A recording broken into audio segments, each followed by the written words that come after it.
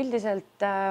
ma arvan, et meie pundi sattumine sinna korvpalliplatsile oli natuke võib-olla õnnelikud juhused, aga teistpidi ka meie väga enda suur südamesoov ikkagi, sest et olime me vaikselt alustanud siis võrkpalli tantsutüdrukutena ja kogu aeg kiikasime sinna korvpalliplatsile, et küll oleks ikka vinge ikka seal tegusid teha.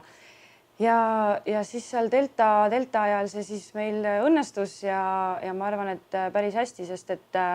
me saime ikkagi päris kiiresti väga suureks osaks sellest meeskonnast üldse, et kuidagi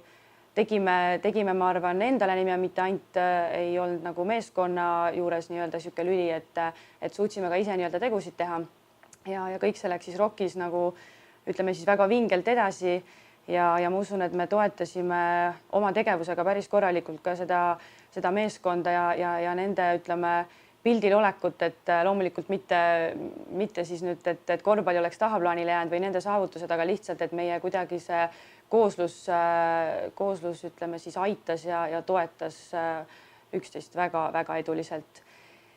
Ja ma arvan, et see meie mõjutegur on näiteks üks hea näide on võib-olla see juhtum Saku Suurhalist, kus läksime siis ka finaalmängule kaasa elama, et oli sihuke väga põnev finaalseeria jällegi Kalevi ja ROK-i vahel ja mõtlesime, et tahame ikka meeskonda toetada ja vähegi nii, kuidas meie suudame. Ja oli plaanis siis teha Tartu marssi suurte Tartu ja ROK-i lippudega. Ja kui me siis olime proovis selle asja läbi teinud, et kuidas see kõik hakkab välja nägema, siis tuli järsku Kalevi mänedžer, kui ma ei eksi sel hetkel ja teatas, et vot seda asja te siin tüdrukud ei tee, et igatepidi keelatud, ei ole õiglane vist siis Kalevi meeskonna suhtes ja me küll jäime suhteliselt pikkade nägudega, sest et see oli meie üks ütleme kõva trump, millega me tõesti tahtsime seal võita siis kogu rahva enda poole ja tõesti ka meeskonnale siis selle 6. mängija sinna platsile anda, et tegelikult on ka see päris naljakas, et meid sinna ei lastud, aga igal juhul saime me ikkagi muud asjad ära teha ja muud siis kavad ja muusikad ei olnud nende jaoks probleem, aga just siis see Tartu marsiga vist kartsid seda Tartu vaimu sinna platsile ka lasta, nii et see on jah üks vahva meenutus ja võib-olla tõsiasi siis, et kuidagi me ikka mõjusime nendele mängijatele ja sellele mängule üldse.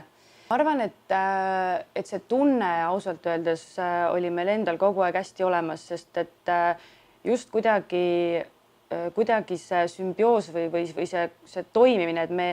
muidugi me ise nagu tegime ka hästi palju tööd selleks, et me tunnetaks ära kõik need õiged hetked, et kuhu panna see nii-öelda õige kava, et meil oli ju olemas see Rock You, mis alati lihtsalt pidi olema ja me pidime seda väga palju ümber tõstma, et kui oli näha, et on nüüd mängu kõige pingelisem hetk ja meil peaks olema järjekorras mingisugune rahulik, ma ei tea, lintidega kava, et me alati nagu üritasime selle ära muuta, et vot nüüd peab veel täie power'iga panema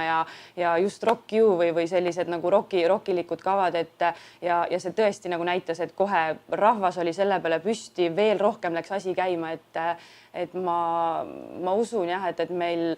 endal oli see tunne kogu aeg sees ja me ikkagi üritasime seda hoida ja aru saada, et mis hetkel nii-öelda ongi see meie samm nüüd veel või kuidas ta veel õigem saaks olla ja veel paremal hetkel, et see lihtsalt toimis ja töötas nii hästi, kogu see kaubamärk, meeskond, tantsutüdrukud, see pall veeres nagu ülihästi, aga